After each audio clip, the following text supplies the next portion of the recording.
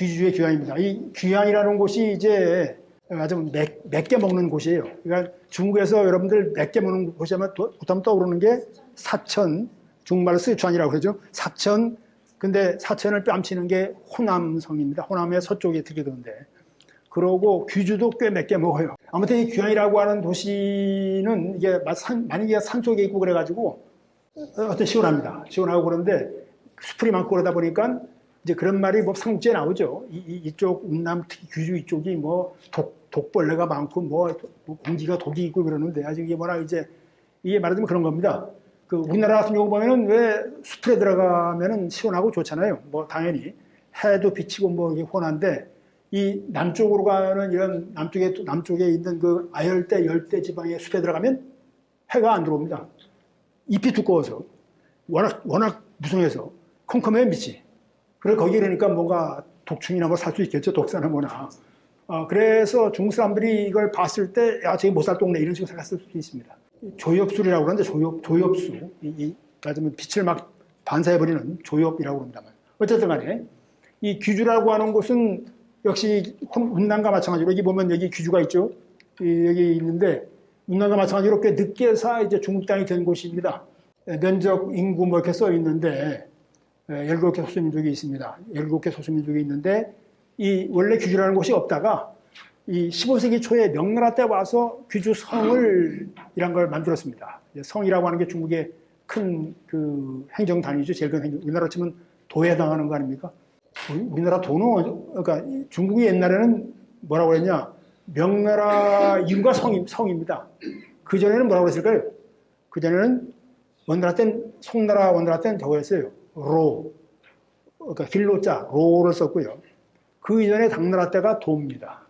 우리나라는 도가 당나라 때 영향받은 건데, 아무튼 그러니까 중국 지금 현재 성이죠. 원래 성은 그러니까 원래는 행성이라고 하는 게 있죠. 그 원나라 때 나온 건데 혹시 들어보셨습니까? 정동행성 들어보셨죠? 이건 원나라가 고려를 간섭할 때 이 정동행성을 만들어놔서 간섭을 했습니다. 그러니까 이제 마지막 행성 그러니까 원래 성은 사실은 중앙관청이었어요.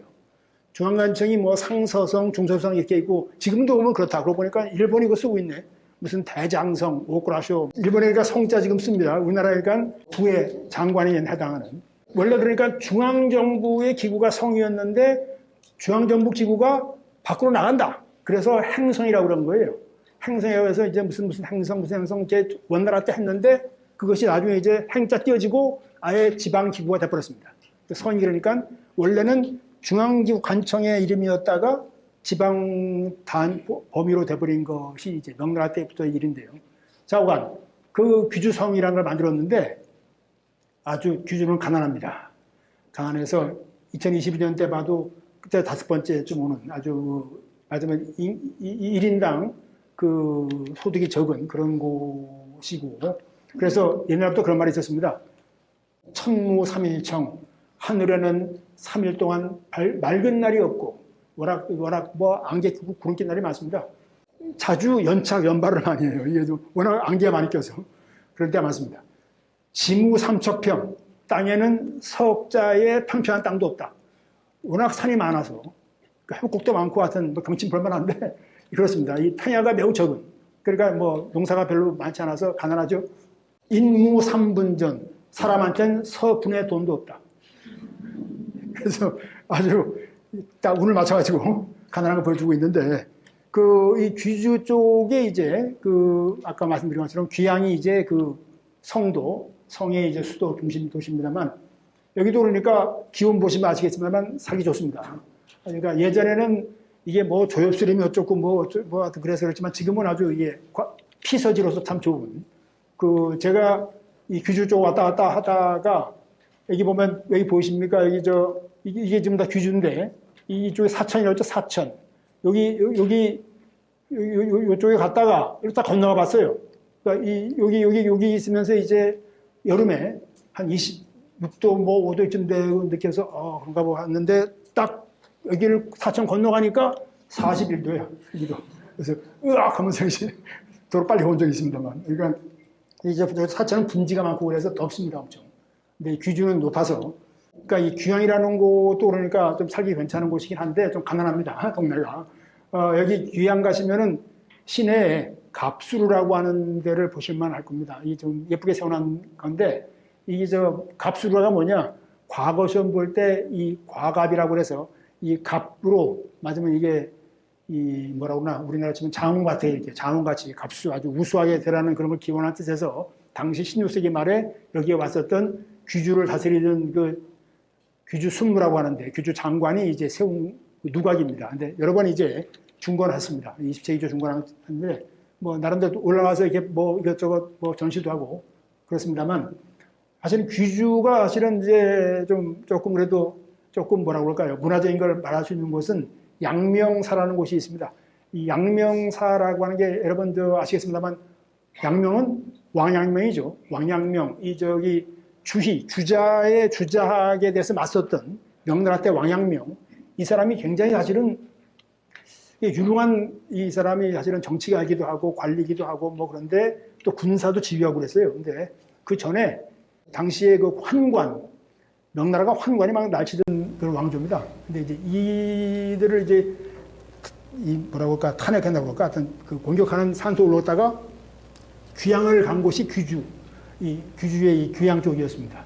그래가지고 여기에 그러니까 여기 이제 귀양의 좀 북쪽에 있는 용장이라는 곳에 가가지고 거기서 동굴 사람들이 다 동굴에 살아서 자기도 동굴 하나 자리 잡고 거기 있으면서 이제 깨달음을 얻어서 양명이라는 걸 펼칩니다만 그래가지고 귀주가 자랑하는 이 양명사라고 하는 사당도 세우고 양명동이라는 데가 그러니까 좀 말씀드린 것처럼 이 귀양의 조금 북쪽에 있는 거기에 동이라는 게 동굴입니다만 거기에 이제 그 현재 관광지화 되어 있습니다. 그래서 거기 들어가 봐서 이제 그런 곳인데 그러니까 사실은 귀양 가면 사실은 이 갑수루라든가 양명사 이런 정도를 보시면 할 것 같습니다.